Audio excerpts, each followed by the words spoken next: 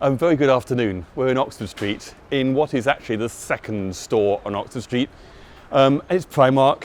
The first one opened 2007, about a mile west of here, and we are at the far end of Oxford Street where it joins Tottenham Court Road. This is the second flagship in the West End, and guess what? It's just been extended by 31,000 square feet. And I am actually standing at the place where the store used to end. Behind me was a language school. Now, as you can see, it's more Primark, and it's been added across all 4 floors. I'm very pleased this afternoon to be able to talk to Peter Franks, Director of Brand and Store Development here at Primark, who's going to take us through what's happened. How difficult is it working to extend a store in a location like Oxford Street?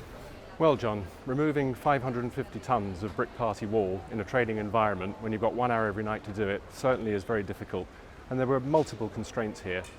Firstly, as with every extension we undertake, we wanted to remain trading throughout with minimal loss of retail footage, which meant working in small hoarded off areas.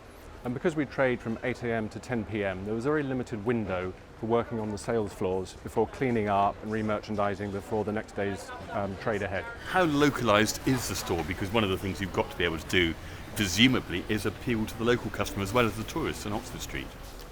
A local narrative is a key part of every store concept. It resonates with the local community, but it also provides interest for non-local visitors and tourists.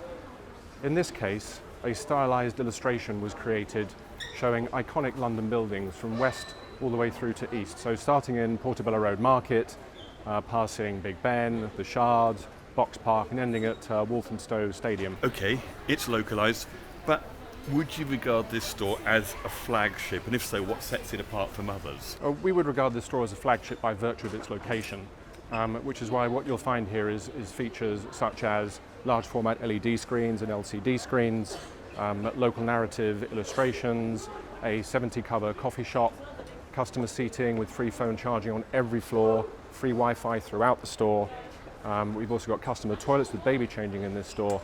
But as part of the extension process, we increased the number of fitting rooms from 87 to 123, and the number of cash registers from 80 to 124.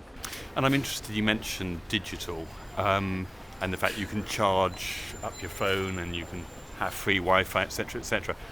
What sort of part, both from a customer perspective and from a design perspective, does digital have to play here? The role of digital here really is that we've supported our beauty offer very well with a digital installation, because we feel that that's a product category that lends itself to a digital in-store marketing experience.